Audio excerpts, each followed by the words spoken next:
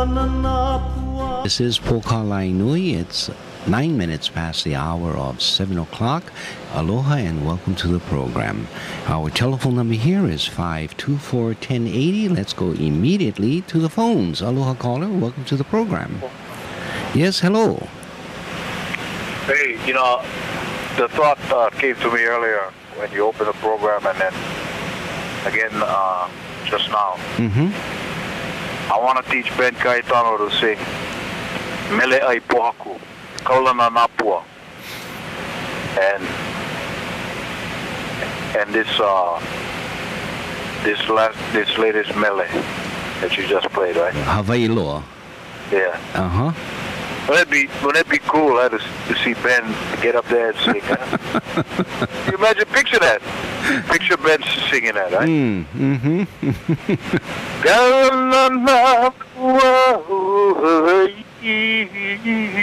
Yeah?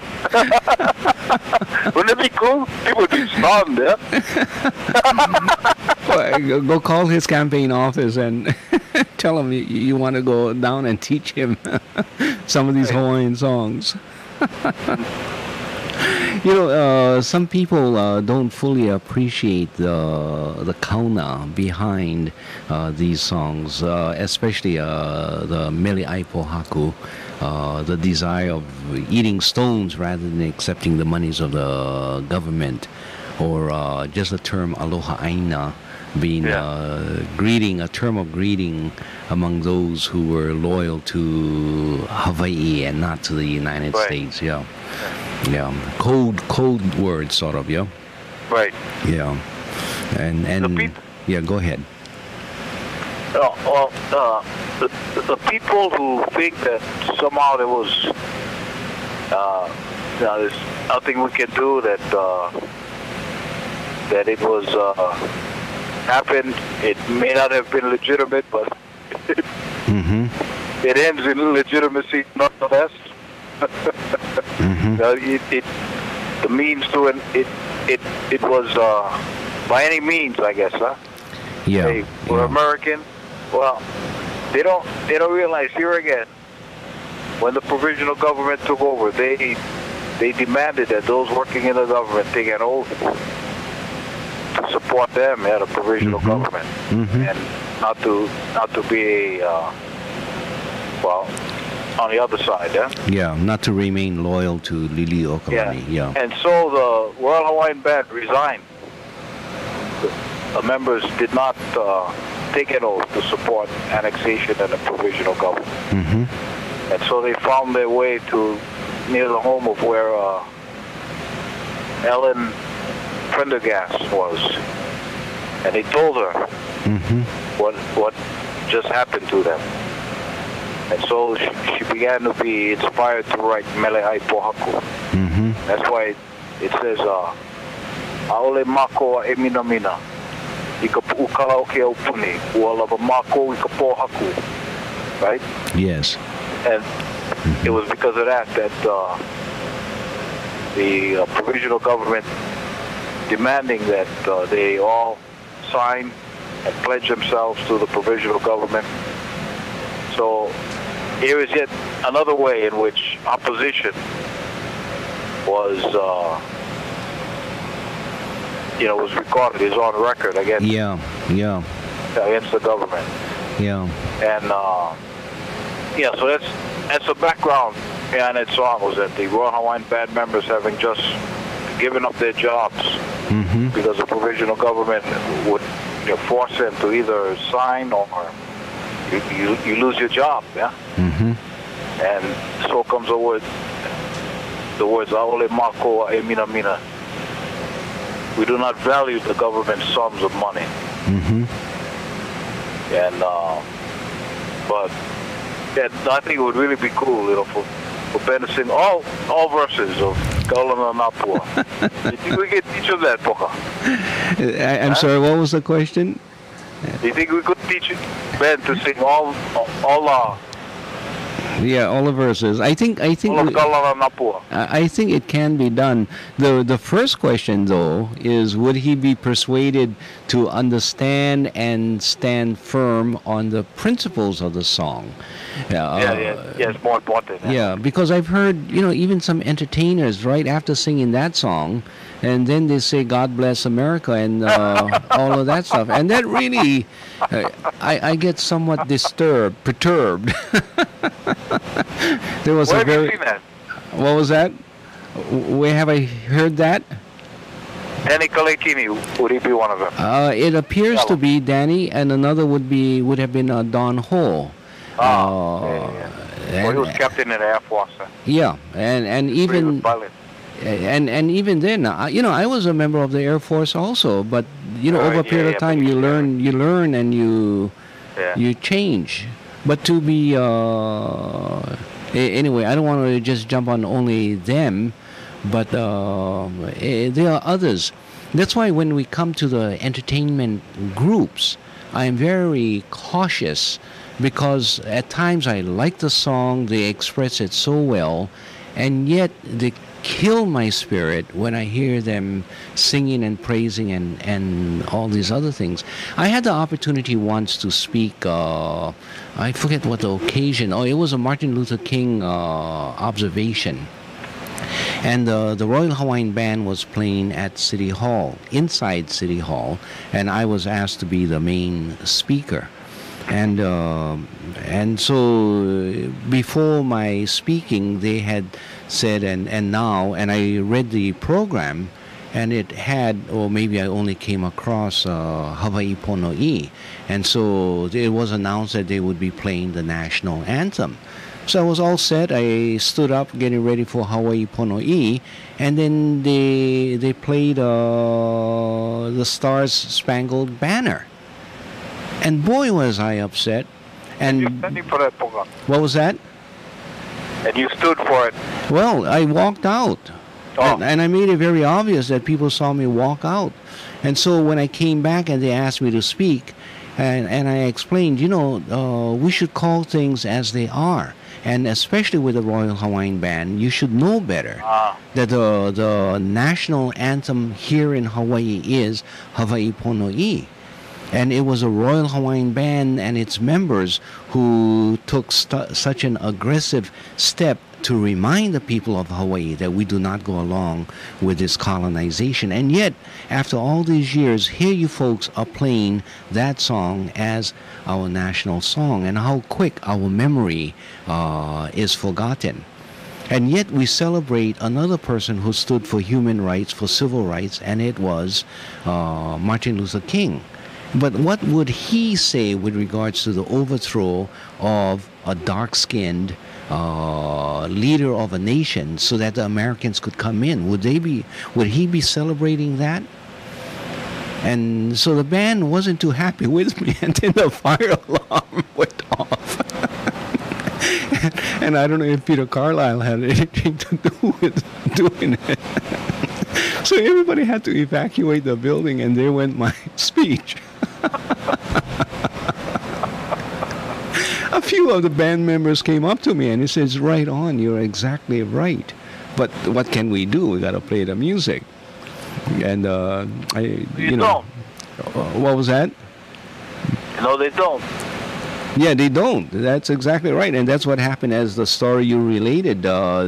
They said we would rather eat stones than take the monies of the government. Oftentimes the excuse of, but it's my job. Well, don't let your job step all over my civil rights and my human rights and my history and my culture and my identity. And that we got to call them and tell them, stop it. I'm not going to stand for this kind of excuse anymore. Exactly. Yeah, and even people in the police department and other places, we need to remind them. Essentially, we're on the same side, so stop being against your own side and the side of your future. I once heard from someone that he said, "You don't speak for all of us, or you don't speak for us," referring to Hawaiians who want to be collaborationists. And so I told him, So, if you were there when Henry Cooper read his statement that the Hawaiian monarchical form of government is hereby abrogated, you would have given you would have pumped your fist in the air and, right, jump up and down and feel so proud to be an American, huh? And I guess and he didn't like you. But that's where the invasion began. Well, actually, it already happened the day before they landed, the troops. Yeah. Yeah. The collaboration is maybe numb to or ignorant of the gross infringement. Yeah. Yeah. On our state and on us as a lahui. Yeah. By this, foreign occupier. And what happens is that there is the constancy of this encroachment into our areas of not only privacy but into our areas of loyalties. That because it's so constant, we allow it to occur without calling it to attention. Recently, they had this Voyage of Aloha conference that was held in Honolulu at the Pagoda Hotel. And in the opening ceremony, I sat in as part of the audience, although I had been in the sort of the organizing committee. And so the master of ceremonies, Ramsey Tom, saw me in the audience and he said, Poka, will you come up and share a few words with us? And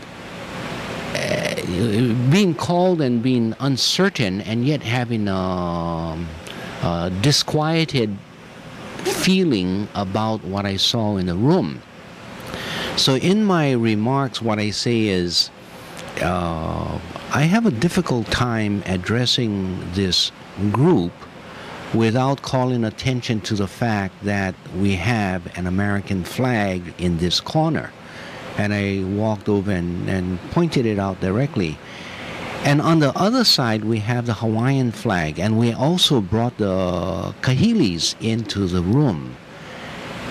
And for other people, they don't see a contradiction. But for me, this constancy of Americanism that pervades our society needs to be addressed.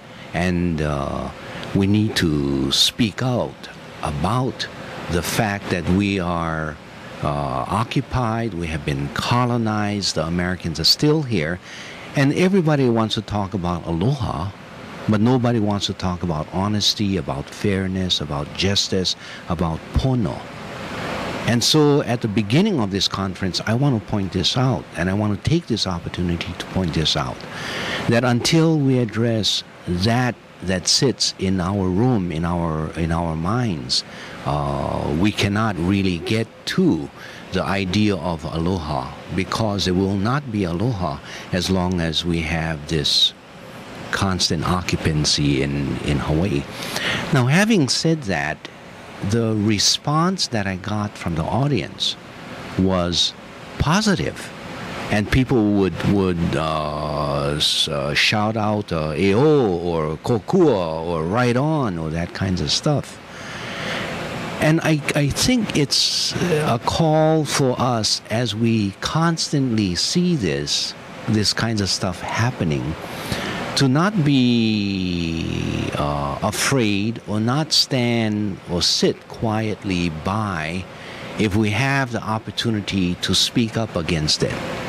Even when you have someone who praises the currency of the American occupation or the fact that we are a state of Hawaii, just to say boo, to say I disagree, or say something so that your presence will not be counted as going along with it, but it will be noted as being objected to the statement or to the events that are occurring.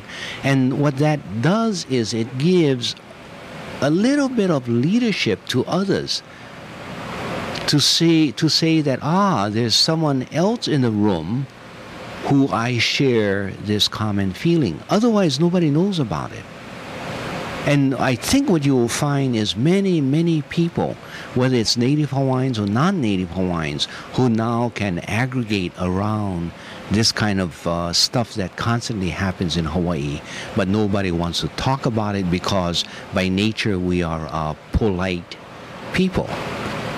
And yes, we are a polite people, but somehow I get somewhat upset about just remaining quiet. So I share that with you and hopefully others who may have heard this comment. Yeah. Yeah, we do have another caller just now, so shall we take up this other call? Yeah. Okay, and thank you very much for raising these issues. Take care. Okay. Okay, aloha. And we go to another caller. Our telephone number here is 524-1080. Aloha caller, welcome to the program. Good morning. Yes, good morning. I'm not hearing you, but I'm getting a buzz in my phone, so I don't know if you can hear me or not. I hear you very well. Okay. I've always been concerned and never had an explanation, but what is called the Hawaiian flag is the state flag, as I understand it. Mm-hmm. And that bothers me in terms of the being a contradiction for the sovereignty idea versus the statehood. I mean, the statehood says we are America. We are the 50th state of America, yippee. Yeah. And so that flag is, well, you can see it on trucks and cars and at various, rallies and things like that. Yeah. To me, I just don't understand why that is. Can you give me some explanation? Okay, all right. And I don't know if you want to just listen to the radio. Yes, I will, because I cannot hear you hardly at all on the phone. All right, thank you very much. And so let's talk about the flag and what is seen as a Hawaiian national flag and what is seen as a state flag. They look identical. They are not identical. The difference is merely in the dimension of the Hawaiian national flag, which is a bit longer. But as to the point that this caller has been making, the emblem of the British Union Jack and the stripes that is similar to the American stripes, but actually they are representative of the island, the major islands of the nation of Hawaii. That flag is indeed the Hawaiian national flag. And it started back when Captain Adams, who was one of the captains of the ship for Paea Kamehameha, took the ship to Asia to trade a lot of the, what was that,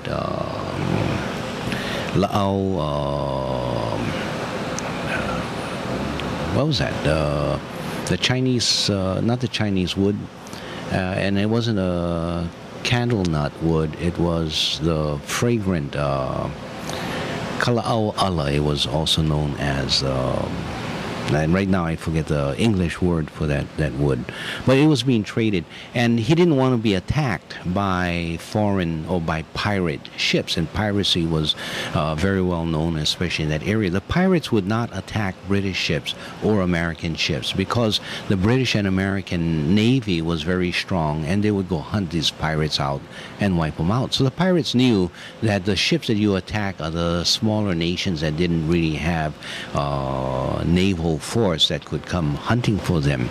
So what Adams did was construct a flag that was particular to Hawaii, but it sort of looked British enough and American enough to ward off attacks by these pirates. And so you have the Hawaiian national flag. Upon his return, he explained to Kamehameha what had happened, and Kamehameha condoned this as the national flag.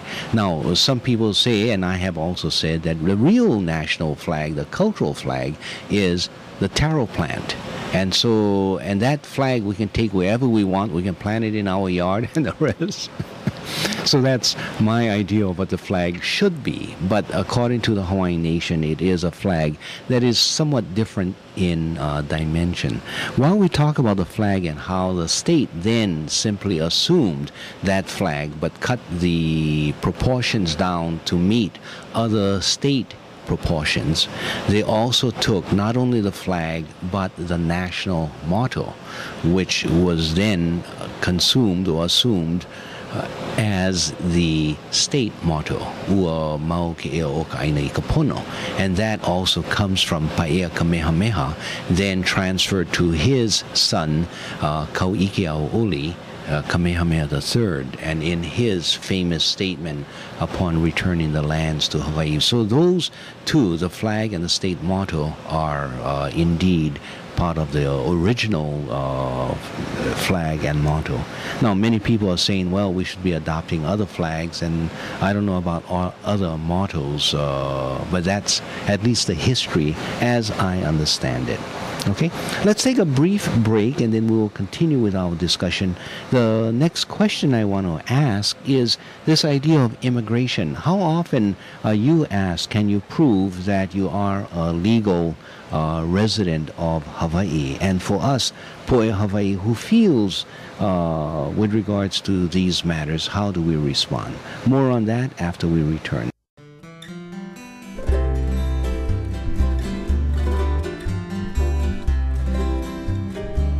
Kaulana na pua o Hawaii, Tupa ama hope o ka aina, Iki mai ka elele o ka loko ino, Pala pala anunu me ka paka.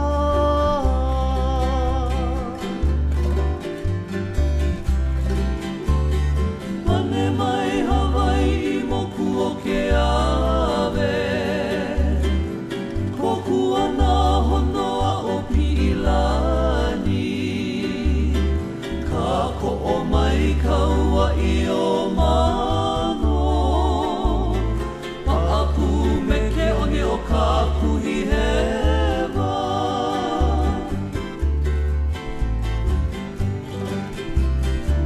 Aolea e kau I ka pulima, Maluna o ka pepa o ka enemi, Ho'ohui ai nā ku ai hewa, I ka pono sivila a o ke kanaka.